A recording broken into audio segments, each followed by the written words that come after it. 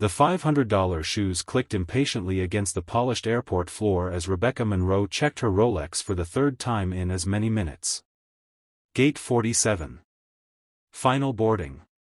Her flight to Singapore, and the merger that would cement her position as the youngest female CEO in her industry, was leaving in exactly 8 minutes, ***.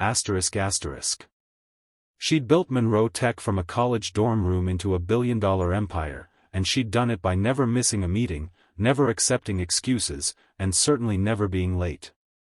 Yet here she was, stuck behind a security line that snaked endlessly through the terminal, her leather briefcase growing heavier with each passing second. The irony wasn't lost on her. The woman who preached efficiency to thousands of employees couldn't even make it through an airport on time. "Move it," she muttered under her breath, eyeing the family of 5 ahead of her who seemed to be traveling with half their household belongings. The father fumbled with a laptop while 2 small children whined about being hungry. Rebecca's jaw tightened. She had no patience for chaos, especially not today. Finally clearing security, she broke into a run, her perfectly styled blonde hair coming loose from its clip. The gate was at the far end of the terminal, of course it was. Her phone buzzed with increasingly urgent messages from her assistant. The Singapore investors were already nervous about working with someone so young. Missing this flight would be disastrous. She rounded a corner at full speed and collided hard with someone. Her briefcase flew from her hand, scattering documents across the floor. A tall man in a gray janitor's uniform stumbled backward, his cleaning cart tipping precariously before he steadied it. "Watch where you're going," Rebecca snapped, dropping to her knees to gather her papers. Annual reports, contract drafts, confidential merger documents, all mixed together in a mess that would take precious minutes to sort. "Ma'am, I'm so sorry, let me help you," the janitor said, his voice calm and warm despite her hostility. He was in his mid-30s, with kind eyes and calloused hands that moved carefully as he collected her scattered papers. "Don't touch those," Rebecca barked, snatching a document from his hand. "They're confidential." He pulled back immediately, raising his hands in a gesture of peace. "I apologize. I wasn't reading them, just trying to help." Rebecca continued gathering her papers, acutely aware that every second counted.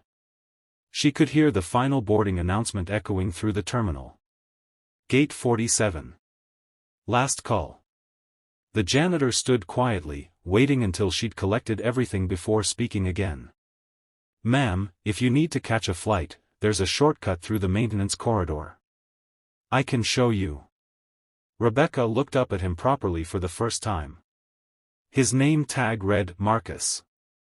His uniform was worn but impeccably clean, and despite her rudeness, his expression held nothing but genuine concern. "How much time would it save?" she asked curtly, shoving papers back into her briefcase. 3, maybe 4 minutes. It opens right near gate 47. She stood, calculating rapidly. It might just work. "Fine. Show me. Quickly." Marcus nodded and led her toward an unmarked door near the restrooms. As he swiped his security badge, Rebecca noticed a small photo taped to his cart, a young boy, maybe 7 or 8, grinning at the camera with 2 front teeth missing. The maintenance corridor was stark and utilitarian, fluorescent lights humming overhead. Their footsteps echoed as they moved quickly through the passage. Rebecca's phone rang, her assistant again.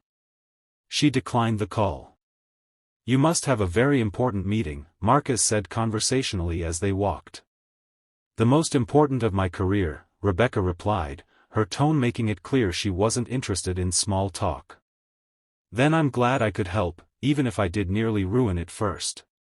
He smiled gently. "My son always tells me I need to watch where I'm pushing that cart." Despite herself, Rebecca felt a tiny crack in her armor. "The boy in the photo?" "Yes, ma'am. Jamal. He's 8. Marcus's entire face softened when he said the name. "He's everything to me." They were moving quickly now, and Rebecca could see the exit door ahead. She would make it. Relief flooded through her. Today's actually his birthday, Marcus continued, a note of sadness creeping into his voice. I promised I'd be home by 6 to take him for ice cream, but I picked up an extra shift. Building manager called in sick, so I'm covering the evening too. Bills don't pay themselves, you know. Rebecca's steps slowed slightly. You're missing your son's birthday? Marcus shrugged, though his eyes betrayed his disappointment. Not the first time, won't be the last. Since my wife passed 3 years ago, it's been just me and Jamal. I work 3 jobs to keep us afloat: custodian here, night security at a warehouse, weekend maintenance at an apartment complex. Jamal understands. He's a good kid. They reached the exit door. Through the small window, Rebecca could see gate 47 just 50 feet away. The jetway was still attached. She'd made it. Marcus opened the door for her. You should make it with time to spare. Good luck with your meeting, ma'am. Rebecca stepped toward the opening, briefcase in hand, already mentally preparing for the flight. Then she stopped. Behind her, she could hear Marcus's cart squeaking as he turned to head back through the corridor. Wait, she heard herself say. Marcus turned, surprised.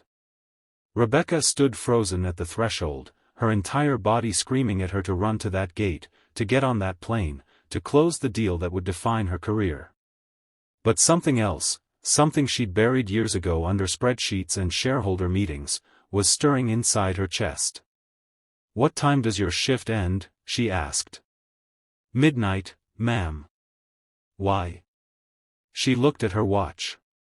4:47 p.m. The investment meeting was scheduled for 9 a.m. Singapore time, 20 hours from now.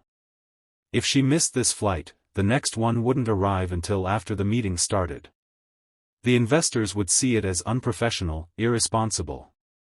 Her board members had questioned whether she was ready for this level of leadership. Missing this flight would prove them right. How old did you say Jamal is? 8, ma'am. He turned 8 today. Rebecca thought about her own 8th birthday. Her father, a corporate attorney, had missed it for a deposition. She'd sat at Chuck E. Cheese with her mother and 2 friends, checking the door every few minutes, each time the disappointment settling deeper into her bones. She'd promised herself then that success meant never letting anyone down. But somewhere along the way, success had become an excuse for letting everyone down. Marcus was watching her with confusion. Ma'am, your flight. What's your last name, Marcus? Williams. Marcus Williams. Rebecca pulled out her phone and made a call, turning away from the gate. Jennifer? It's Rebecca. I need you to cancel my seat on the Singapore flight. What? Ms. Monroe, the investors. Reschedule the meeting for tomorrow afternoon. Tell them I had an emergency. A family emergency. Rebecca surprised herself with how easily the lie came. Or maybe it wasn't entirely a lie. She ended the call before her assistant could protest further and turned to Marcus, who looked stunned. Mr. Williams, you're going home. Right now. Ma'am, I don't understand. What's your hourly rate here? $15 an hour, but... Rebecca did quick math. So this extra shift would earn you about $120 before taxes? She opened her briefcase and pulled out her checkbook. Yes, she still carried one, a habit from her father. She wrote quickly and handed Marcus a check for $5,000. Marcus stared at it, his hands trembling. I can't, this is, ma'am, why would you do this? Because someone once told me that we don't remember the meetings we attended or the deals we closed. We remember the moments when someone chose us. Rebecca's voice cracked slightly. And because a little boy shouldn't spend his 8th birthday alone, wondering why he's not important enough for his father to come home. Tears welled in Marcus's eyes. I don't know what to say. Don't say anything. Just go get your son some ice cream. And Marcus? She paused.